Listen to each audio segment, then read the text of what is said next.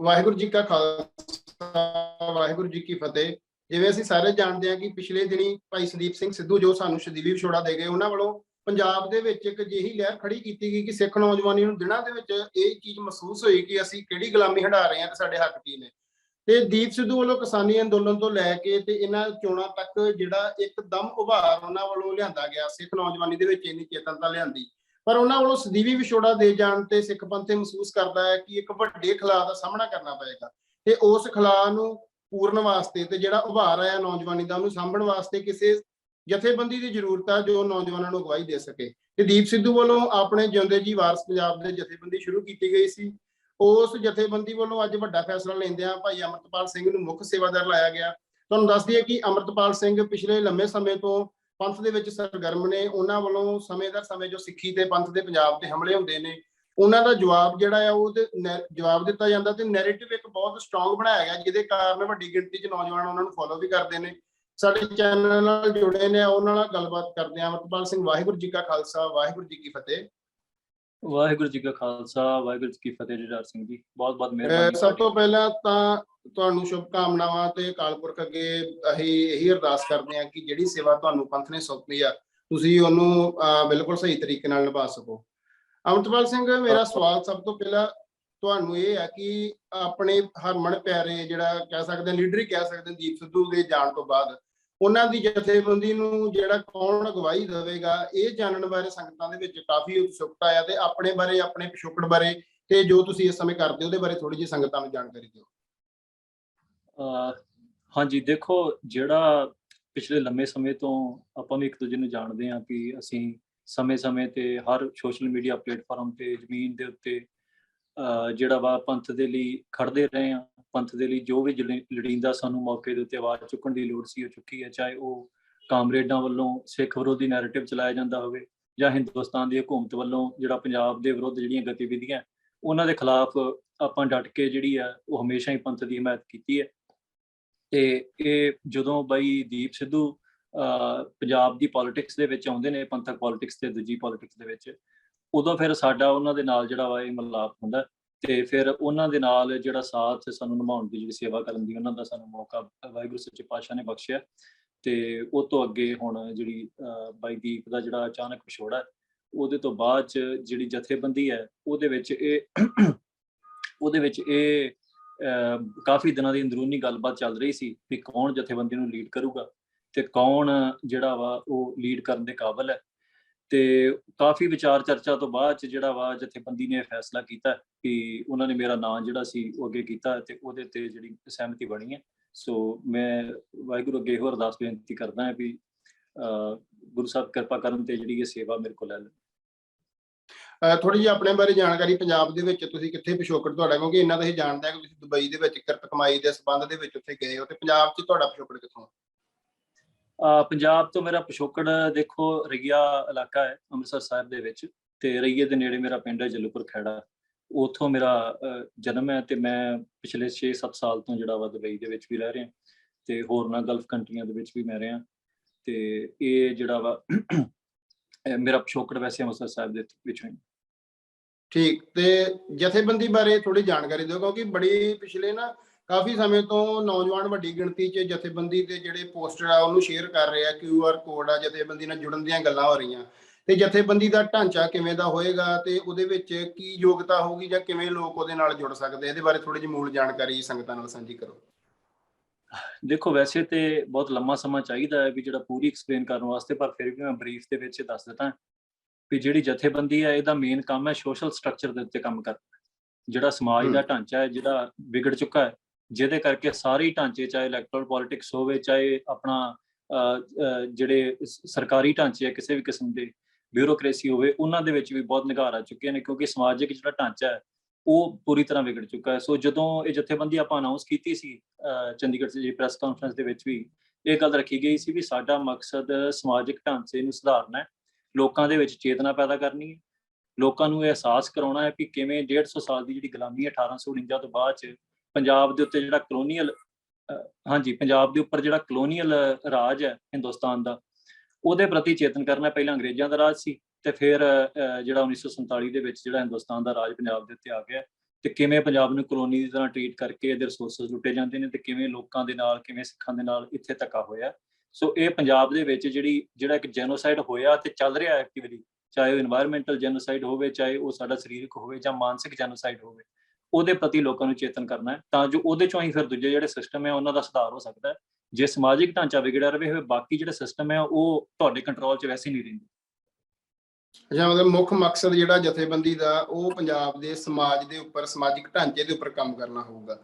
ਤੇ ਜਿਹੜੀ ਜਥੇਬੰਦੀ ਦਾ ਢਾਂਚਾ ਆ, ਮੇਰਾ ਸਵਾਲ ਇਹ ਹੈ ਕਿ ਜਥੇਬੰਦੀ ਦਾ ਢਾਂਚਾ ਕਿਵੇਂ ਦਾ ਹੋਊਗਾ, ਉਹਦੀ ਮੁੱਢਲੀ ਮੈਂਬਰਸ਼ਿਪ, ਉਹਦੇ ਵਿੱਚ ਜਿਹੜੇ ਕਾਰਜਕਾਰਨੀ ਆ ਜਾਂ ਆਮ ਲੋਕਾਂ ਦੇ ਵੱਲੋਂ ਜਥੇਬੰਦੀ ਨਾਲ ਜਿਹੜੀ ਜੁੜਨ ਦੀ ਹੁਣ ਤਾਂਘ ਆ, ਉਹ ਕਿਵੇਂ ਜੁੜ ਸਕਦੇ ਆ? ਕੋਈ ਜਥੇਬੰਦੀ ਨਾਲ ਜੁੜਨ ਦੀ ਕੋਈ ਯੋਗਤਾ ਤੈਅ, ਇਦਾਂ ਦੀ ਕੋਈ ਜੇ ਹੁਣ ਤੱਕ ਤੈਅ ਕੁਝ ਵੀ ਹੋਇਆ ਤਾਂ ਉਹਦੇ ਬਾਰੇ ਜ਼ਰੂਰ ਜਾਣਕਾਰੀ ਦਿਓ।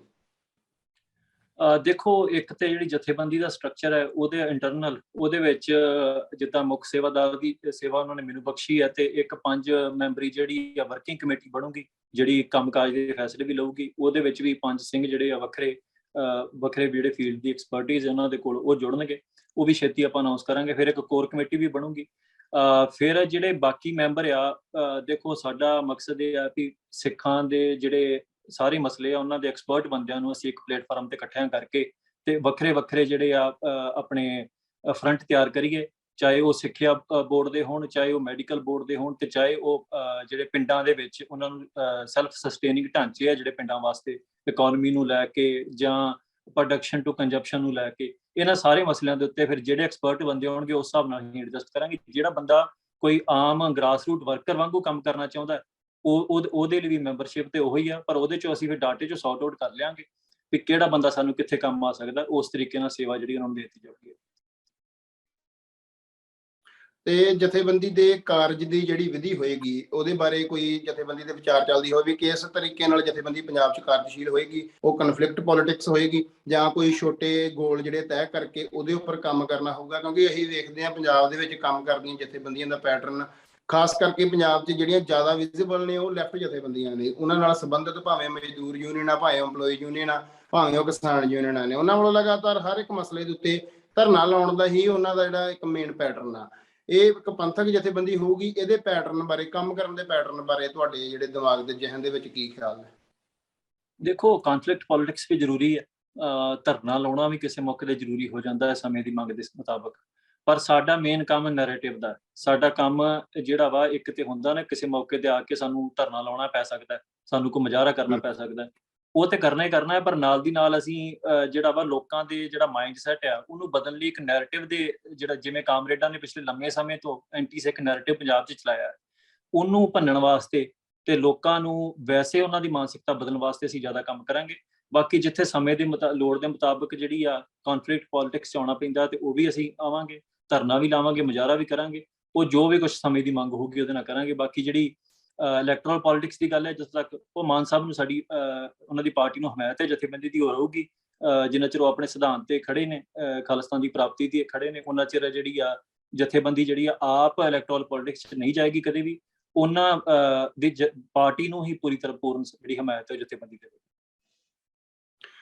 ਤੇ ਪੰਜਾਬ ਦੇ ਵਿੱਚ ਦੇਖਿਆ ਜਾਵੇ ਤਾਂ ਨੈਰੇਟਿਵ ਦੇ ਉੱਤੇ ਤੁਸੀਂ ਗੱਲ ਕੀਤੀ ਆ ਵੀ ਨੈਰੇਟਿਵ ਨੂੰ ਲੈ ਕੇ ਜਦੋਂ ਵੀ ਲੈਫਟ ਦਾ ਉਭਾਰ ਹੋਇਆ ਪੰਜਾਬ 'ਚ, ਉਭਾਰ ਤੋਂ ਬਾਅਦ ਜੋ ਨਕਸਲਵਾੜੀ ਲਹਿਰ ਦੀ ਐਂਡ ਹੁੰਦਾ ਆ, ਉਸ ਤੋਂ ਬਾਅਦ ਪੰਜਾਬੀ ਸੂਬੇ ਮੋਰਚੇ ਤੋਂ ਬਾਅਦ ਇੱਕ ਸਿੱਖ ਮੂਵਮੈਂਟ ਉੱਠਦੀ ਪੰਜਾਬ ਦੇ ਵਿੱਚ, ਜਿਹਦੇ ਜਿਸ ਸਮੇਂ ਦੇ ਵਿੱਚ ਸਿੱਖ ਨੌਜਵਾਨ ਜਿਹੜੇ ਪੜ੍ਹਨ ਲਿਖਣ ਵਾਲੇ ਅਕੈਡਮਿਕਸ ਦੇ ਵਿੱਚ ਜਿਨ੍ਹਾਂ ਨੇ ਕੰਮ ਕਰਨਾ ਸੀ, ਉਹ ਹਥਿਆਰਬੰਦ ਸੰਘਰਸ਼ ਦਾ ਇੱਕ ਹਿੱਸਾ ਬਣਦੇ ਨੇ।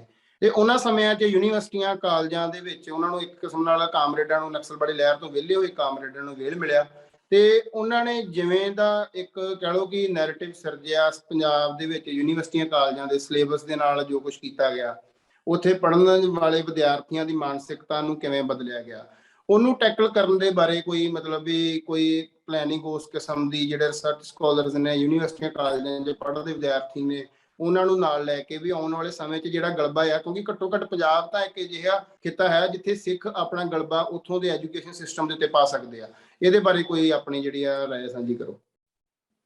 ਦੇਖੋ, ਇਹ ਤੇ ਬਹੁਤ ਜ਼ਰੂਰੀ ਵਿਸ਼ਾ ਹੈ ਤੇ ਐਜੂਕੇਸ਼ਨ ਇੱਕ ਬਹੁਤ ਵੱਡਾ ਟੂਲ ਹੈ, ਹਥਿਆਰ ਹੈ, ਪਰ ਜੇ ਐਜੂਕੇਸ਼ਨ ਤੁਹਾਡੀ ਆਪਣੀ ਨਾ ਹੋ ਕੇ ਤੇ ਤੁਹਾਡੇ ਹੁਕਮਰਾਨ ਦੇ ਹੱਥ 'ਚ ਹੈ ਤੇ ਉਹ ਹਥਿਆਰ ਫਿਰ ਤੁਹਾਡੇ ਖਿਲਾਫ ਵਰਤਿਆ ਜਾਂਦਾ ਹੈ।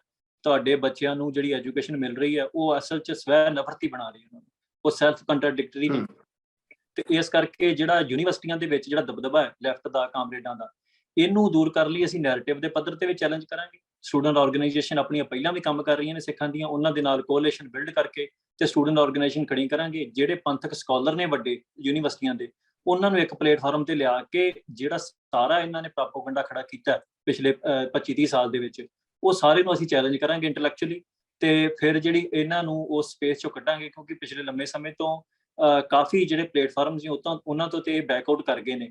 ਹੁਣ ਯੂਨੀਵਰਸਿਟੀਆਂ ਇੱਕ ਐਸਾ ਪਲੇਟਫਾਰਮ ਨੇ ਜਿੱਥੇ ਸਰਕਾਰਾਂ ਦੀ ਸ਼ਾਇਦ ਦੇ ਨਾਲ ਇਹਨਾਂ ਨੂੰ ਸੇਫ ਸਪੇਸ ਮਿਲ ਜਾਂਦੀ ਹੈ। ਸੋ ਇਹ ਆ ਵੀ ਇਹਨਾਂ ਦੇ ਨਾਲ ਜਿਹੜਾ ਵਾ ਇਸ ਕਨਫਲਿਕਟ 'ਚ ਆਉਣਾ ਬਹੁਤ ਜ਼ਰੂਰੀ ਹੈ। ਜਿੰਨਾ ਚਿਰ ਆਪਾਂ ਇਹ ਨਹੀਂ ਕਰਦੇ, ਇਹ ਨਵੇਂ ਬੱਚਿਆਂ ਨੂੰ ਉੱਥੇ ਆਪਣੇ ਤਰੀਕੇ ਨਾਲ ਸ਼ੇਪ ਕਰਦੇ ਨੇ, ਫਿਰ ਸਿੱਖਾਂ ਦੇ ਘਰ 'ਚ ਜੰਮੇ ਬੱਚੇ ਹੀ ਸਿੱਖੀ ਦਾ ਨੁਕਸਾਨ ਕਰਨ ਲੱਗ ਪੈਂਦੇ ਨੇ।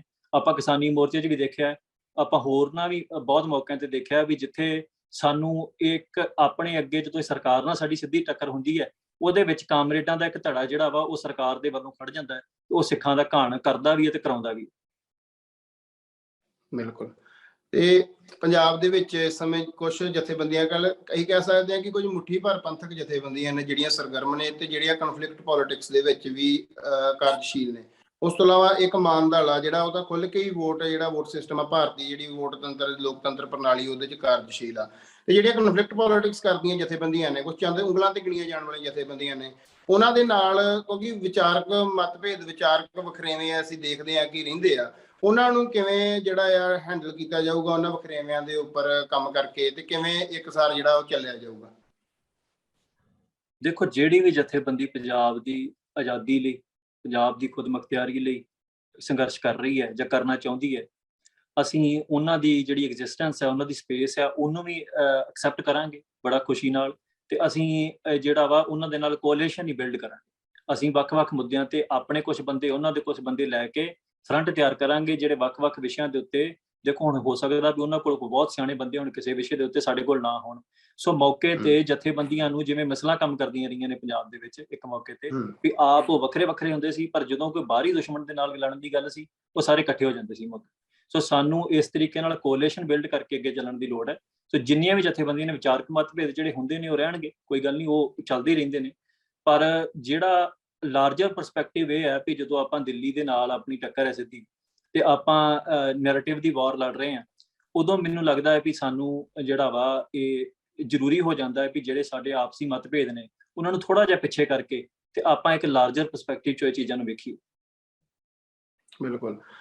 ਜਿਵੇਂ ਦੀਪ ਬਾਈ ਬਾਰ-ਬਾਰ ਇਹ ਗੱਲ ਕਰਦਾ ਸੀ ਕਿ ਸਾਡੀ ਹੋਂਦ ਦੀ ਲੜਾਈ ਆ, ਤੇ ਉਹ ਚੀਜ਼ਾਂ ਵਿਜ਼ੀਬਲੀ ਸਾਨੂੰ ਦਿਖਣ ਵੀ ਲੱਗ ਗਈਆਂ ਕਿ ਜੋ ਗਰਾਊਂਡ ਵਾਟਰ ਦਾ ਸਾਡਾ ਲੈਵਲ ਚੱਲ ਗਿਆ, ਜੋ ਹੁਣ ਨਹਿਰੀ ਪਾਣੀ ਜਿਹੜੇ ਪੰਜਾਬ ਨੂੰ ਮਿਲਦੇ ਨਹੀਂ। ਹੁਣ ਤਾਜ਼ਾ ਹੀ ਇੱਕ ਫੈਸਲਾ ਚਲੋ ਭਾਖੜਾ ਬਿਆਸ ਮੈਨੇਜਮੈਂਟ ਬੋਰਡ ਦਾ ਆਇਆ ਹੋਇਆ, ਤੇ ਇਹ ਇੱਕ ਪਾਸੇ ਇਹ ਖੜਾ ਹੈ, ਇੱਕ ਪਾਸੇ ਪੰਜਾਬ ਦੀ ਜਿਹੜੀ ਡੈਮੋਗ੍ਰਾਫੀ ਦਿਨੋਂ ਦਿਨ ਚੇਂਜ ਹੋ ਰਹੀ ਹੈ, ਪ੍ਰਵਾਸੀਆਂ ਨੂੰ ਕਿਵੇਂ ਤਰੀਕੇ ਦੇ ਨਾਲ ਲਿਆ ਕੇ ਪੰਜਾਬ 'ਚ ਵਸਾਇਆ ਜਾ ਰਿਹਾ, ਪੰਜਾਬ 'ਚੋਂ ਪ੍ਰਵਾਸ ਹੋ ਰਿਹਾ, ਕਿਉਂਕਿ ਇੱਥੇ ਲਿਵਿੰਗ ਕੰਡੀਸ਼ਨਸ ਜਾਂ ਵਰਕਿੰਗ ਕੰਡੀਸ਼ਨਸ ਇਹੋ ਜਿਹੀਆਂ ਨਹੀਂ ਮਿਲਦੀਆਂ ਕਿ ਜਿੱਥੇ ਪੰਜਾਬੀ ਕੰਮ ਕਰ ਸਕਣ, ਕਿਉਂਕਿ ਉਹ ਇੱਕ ਸਵੈਮਾਨ ਦੀ ਜ਼ਿੰਦਗੀ ਪਸੰਦ ਕਰਦੇ ਆ। ਇਹਨਾਂ ਸਾਰੇ ਹਾਲਾਤਾਂ ਨੂੰ, ਕਿਉਂਕਿ ਜੇ ਅਸੀਂ ਗਰਾਊਂਡ ਤੇ ਕੰਮ ਕਰਨਾ ਹੈ ਤਾਂ ਗਰਾਊਂਡ ਤੁਹਾਡਾ ਹੋਣਾ, ਤੁਹਾਡੇ ਬੰਦਿਆਂ ਦਾ ਹੋਣਾ, ਇੱਕ ਗਿਣਤੀ ਦਿਸਣੀ ਚਾਹੀਦੀ। ਹਾਲਾਂਕਿ ਜਿਹੜਾ ਗਿਣਤੀਆਂ ਮਿਣਤੀਆਂ ਦੇ ਚੱਕਰ ਚੋਂ ਪੰਥ ਕਦੀ ਹਮੇਸ਼ਾ ਬਾਹਰ ਹੀ ਰਿਹਾ ਆ, ਪਰ ਇਹ ਵੀ ਇੱਕ ਸੱਚਾਈ ਆ ਕਿ ਤੁਹਾਡੀ ਐਗਜ਼ਿਸਟੈਂਸ ਜਿਹੜੀ ਆ, ਤੁਹਾਡੀ ਹੋਂਦ ਉੱਥੇ ਦਿਖਣੀ ਚਾਹੀਦੀ ਆ। ਇਹ ਜਿਹੜਾ ਦੋਵਾਂ ਚੀਜ਼ਾਂ ਦੇ ਵਿੱਚ ਕਿਵੇਂ ਤਾਲਮੇਲ ਬਿਠਾ ਸਕੋ, ਕਿਉਂਕਿ ਇਧਰੋਂ ਸਾਡੀ ਗਿਣਤੀ ਨੈਗੇਟਿਵ ਹੋ ਰਹੀ ਆ ਤੇ ਦੂਸਰਿਆਂ ਦੀ ਗਿਣਤੀ ਜਿਹੜੀ ਕਿ ਸਾਡੇ ਵਿਰੋਧ 'ਚ ਭੁਗਤਦੇ ਆ ਰਹੇ ਨੇ, ਤੇ ਸਾਨੂੰ ਪੂਰਾ ਡੈਮ ਸ਼ੋਰ ਆ ਸੀ ਕਿ ਉਹ ਭਵਿੱਖ 'ਚ ਵੀ ਵਿਰੋਧ 'ਚ ਭੁਗਤਣਗੇ। ਉਹਨਾਂ ਦੀ ਗਿਣਤੀ, ਉਹਨਾਂ ਦੇ ਗੜ ਬਣ ਰਹੇ ਨੇ ਇੱਥੇ, ਉਹਨਾਂ ਦਾ ਹੁਣ ਉਹ ਵਿਜ਼ੀਬਲ ਵੀ ਦਿਖਣ ਵੀ ਲੱਗ ਪਿਆ ਆ। ਇਹਨਾਂ ਚੀਜ਼ਾਂ ਨੂੰ ਅਸੀਂ ਭਵਿੱਖ ਦੇ ਵਿੱਚ ਕਿਵੇਂ ਡੀਲ ਕਰਾਂਗੇ?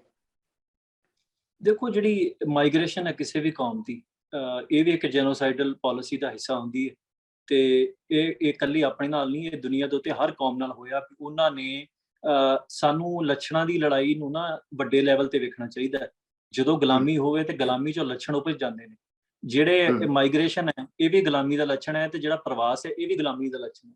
ਸੋ ਜੇ ਅਸੀਂ ਇਕੱਲੇ ਨੂੰ ਡੀਲ ਕਰਨਾ, ਉਹ ਤੇ ਜ਼ਰੂਰੀ, ਜਿਵੇਂ ਸਰੀਰ ਦਾ ਲਹੂ ਗੰਦਾ ਹੋਵੇ ਤੇ ਫੋੜੇ ਹੋ ਜਾਂਦੇ ਸਰੀਰ ਦੇ ਉੱਤੇ, ਇਕੱਲੇ ਫੋੜੇ ਨੂੰ ਵੀ ਟ੍ਰੀਟ ਕਰਨ ਦੀ ਲੋੜ ਹੁੰਦੀ, ਪਰ ਮੇਨ ਰੂਟ ਕਾਜ਼ ਜਿਹੜਾ ਲਹੂ ਦਾ ਗੰਦਾ ਹੋਣਾ, ਉਹਨੂੰ ਜੇ ਆਪਾਂ ਨਹੀਂ ਸਾਫ਼ ਕਰਦੇ ਤੇ ਉਹ ਇੱਕ ਪ੍ਰੋਬਲਮ ਨਾਲ ਆਪਾਂ ਡੀਲ ਕਰਦੇ ਹਾਂ, ਦੂਜੀ ਹੋਰ ਪੈਦਾ ਹੋ ਜਾਂਦੀ ਹੈ।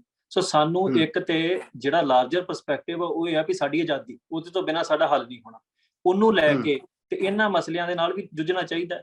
ਲੋਕਾਂ ਦੇ ਵਿੱਚ ਜੇ ਅਵੇਅਰਨੈਸ ਆਵੇ, ਲੋਕਾਂ ਦੇ ਵਿੱਚ ਇੱਕ ਕੌਮੀਅਤ, ਜਿਹੜੀ ਸਾਡੀ ਕੌਮ ਦੇ ਵਿੱਚ ਜਿਹੜੀ ਪਿਛਲੇ ਲੰਮੇ ਸਮੇਂ ਤੋਂ ਗੁਲਾਮੀ ਦਾ ਕਰਕੇ ਅਸੀਂ ਕੌਮੀਅਤ ਗਵਾ ਚੁੱਕੇ ਹਾਂ ਆਪਣੀ, ਉਹਦੀ ਕੌਮੀਅਤ ਸਾਡੇ ਉਹਦੀ ਵਾਪਸੀ ਹੋਵੇ, ਤੇ ਉਹਦੇ ਨਾਲ ਇਹ ਹੋ ਸਕਦਾ ਵੀ ਸਾਨੂੰ ਇਹ ਜਿਹੜਾ ਇਸ ਧਰਤੀ ਤੇ ਜਿਹੜੀ ਮਲਕੀਅਤ ਹੈ ਸਾਡੇ ਪੁਰਖਿਆਂ ਨੇ ਜਿਹੜਾ ਇਸ ਧਰਤੀ ਤੇ ਲਹੂ ਡੋਲਿਆ, ਜਿਹੜਾ ਸਾਡਾ ਇਤਿਹਾਸ ਹੈ ਇੱਥੇ, ਉਹਦੇ ਉੱਤੇ ਕੋਈ ਬਾਹਰੋਂ ਆਣ ਕੇ ਦਾਅਵਾ ਕਰੇ ਤੇ ਉਹਦੇ ਲਈ ਸਾਨੂੰ ਵਿਰੋਧ ਕਰਨਾ ਚਾਹੀਦਾ। ਜਿਹੜੇ ਨੌਜਵਾਨ ਛੱਡ ਕੇ ਜਾ ਰਹੇ ਆ ਇੱਥੋਂ ਪੰਜਾਬ ਤੋਂ, ਉਹਨਾਂ 'ਚ ਜਿਹੜੀ ਨਿਰਾਸ਼ਾ ਤੇ ਬੇਵਸੀ ਹੈ, ਉਹਦੇ ਲਈ ਵੀ ਉਹਨਾਂ ਨੂੰ ਇੱਕ ਹੋਪ ਦੇਣ ਦੀ ਲੋੜ ਹੈ ਕਿ ਇਹ ਜਿਹੜੀ ਲੜਾਈ ਹੈ, ਜਿਵੇਂ ਅੱਜ ਯੂਕਰੇਨ 'ਚ ਲੜਾਈ ਲੱਗੀ ਹੈ, ਤੇ ਲੜਾਈਆਂ ਲੱਗਦੀਆਂ ਨੇ ਕੌਮਾਂ ਦੇ ਵਿੱਚ, ਜਿਹੜਾ ਸਲੋ ਜੈਨੋਸਾਈਡ ਹੁੰਦਾ ਉਹ ਜ਼ਿਆਦਾ ਡੇਂਜਰਸ ਹੈ। ਇੱਕ ਤਾਂ ਸੱਤਾ ਕਨਫਲਿਕਟ ਚੱਲ ਰਿਹਾ ਹੁੰਦਾ, ਇੱਕ ਜਿਹੜਾ ਸਲੋ ਜੈਨੋਸਾਈਡ ਹੈ ਜਿਹਨੂੰ ਬਹੁਤੇ ਬੰਦੇ ਰੈਕੋਗਨਾਈਜ਼ ਨਹੀਂ ਕਰ ਪਾਉਂਦੇ, ਇਹ ਵੀ ਜੈਨੋਸਾਈਡ ਦੀ ਇੱਕ ਫਾਰਮ ਹੈ ਵੀ ਅਸੀਂ ਆਪਣੇ ਪੈਸੇ ਲਾ ਕੇ ਆਪਣੀ ਧਰਤੀ ਛੱਡ ਕੇ ਜਾ ਰਹੇ ਹਾਂ।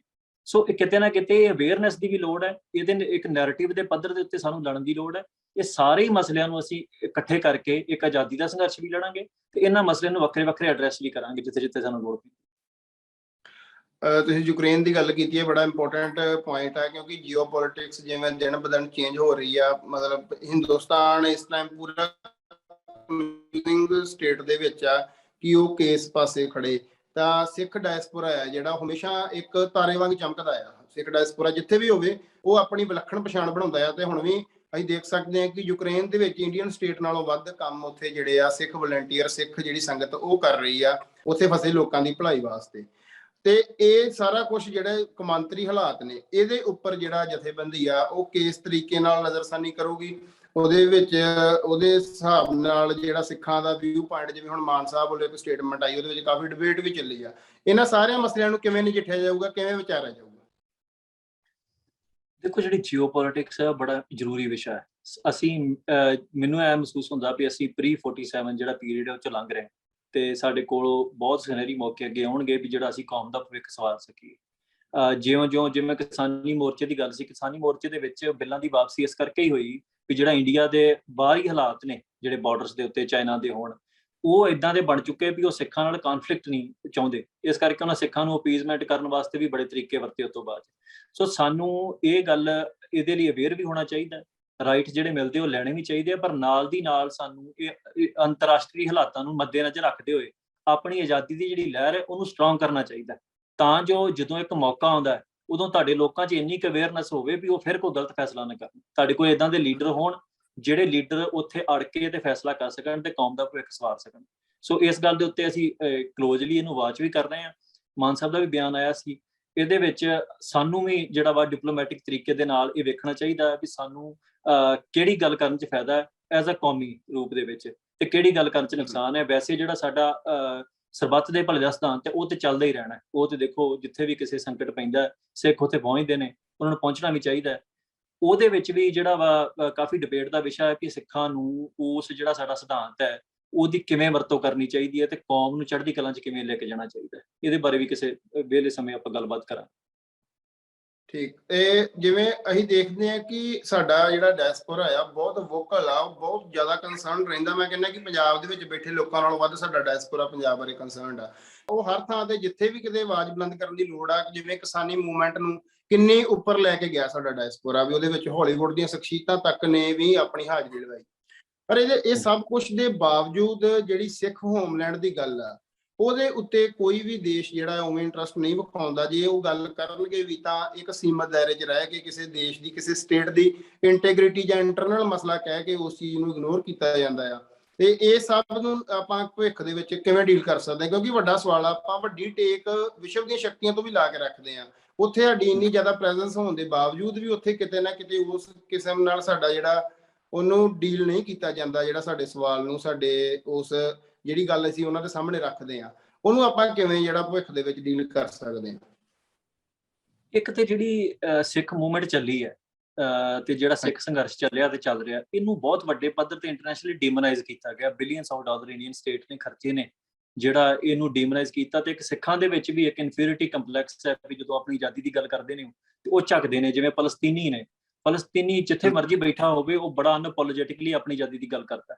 ਉਹਨਾਂ ਨੂੰ ਕੋਈ ਸਵਾਲ ਨਹੀਂ ਕੀਤਾ ਜਾਂਦਾ ਵੀ ਤੁਹਾਡਾ ਰਾਜ ਕਿਵੇਂ ਦਾ ਹੋਊਗਾ, ਇਸਲਾਮਿਕ ਰੂਲ ਹੋਊਗਾ ਜਾਂ ਤੁਸੀਂ ਡੈਮੋਕ੍ਰੇਸੀ ਲੈ ਕੇ ਆਓਗੇ। ਕਸ਼ਮੀਰ ਦੇ ਵਿੱਚ ਇਹ ਸਵਾਲ ਨਹੀਂ ਚੱਕੇ ਜਾਂਦੇ ਲੈਫਟ ਵੱਲੋਂ ਜਾਂ ਕਿਸੇ ਵੱਲੋਂ ਕਿ ਤੁਸੀਂ ਇੱਥੇ ਇਸਲਾਮਿਕ ਰੂਲ ਲਿਆਓਗੇ, ਇੱਥੇ ਮਿਨੋਰਿਟੀ ਦਾ ਕੀ ਬਣੂਗਾ, ਇੱਥੇ ਬਾਕੀ ਰਹਿੰਦੇ ਲੋਕਾਂ ਦਾ ਕੀ ਕਰੋਗੇ, ਹਨਾ ਤੁਸੀਂ।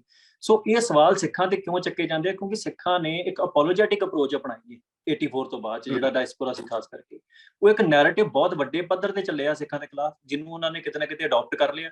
ਹੁਣ ਲੋੜ ਇਹ ਹੈ ਕਿ ਸਿੱਖਾਂ ਨੂੰ ਇਸ ਅਪੋਲੋਜੈਟਿਕ ਬਿਹੇਵੀਅਰ ਨੂੰ ਛੱਡ ਕੇ, ਜਿਵੇਂ ਦੂਜੀਆਂ ਕੌਮਾਂ ਨੇ ਆਪਣੀ ਆਜ਼ਾਦੀ, ਦੇਖੋ ਆਜ਼ਾਦੀ ਦੀ ਮੰਗ ਜਿਹੜੀ ਹੈ ਇਹ ਕ੍ਰਾਈਮ ਨਹੀਂ, ਸਗੋਂ ਇਹ ਬਹੁਤ ਗਲੋਰੀ ਵਾਲੀ ਗੱਲ ਹੈ ਵੀ ਜੇ ਕੋਈ ਕੌਮ ਆਪਣੀ ਆਜ਼ਾਦੀ ਦੀ ਮੰਗ ਕਰਦੀ, ਉਹਦੇ ਲਈ ਲੜਦੀ ਹੈ, ਉਹਨੂੰ ਇਸ ਚੀਜ਼ ਦਾ ਸਵੈਮਾਣ ਹੋਣਾ ਚਾਹੀਦਾ, ਨਾ ਕਿ ਉਹ ਇਸ ਚੀਜ਼ ਤੋਂ ਸ਼ਰਮਿੰਦਗੀ ਮਹਿਸੂਸ ਕਰੇ ਵੀ ਜਿਹੜੀ ਆਜ਼ਾਦੀ ਹੈ ਇਹ ਕੋਈ ਐਸੀ ਗੱਲ ਹੈ ਵੀ ਜਿਹਦੇ 'ਚ ਅਸੀਂ ਲੋਕਾਂ ਨੂੰ ਜਵਾਬਦੇ ਬਣੀਏ।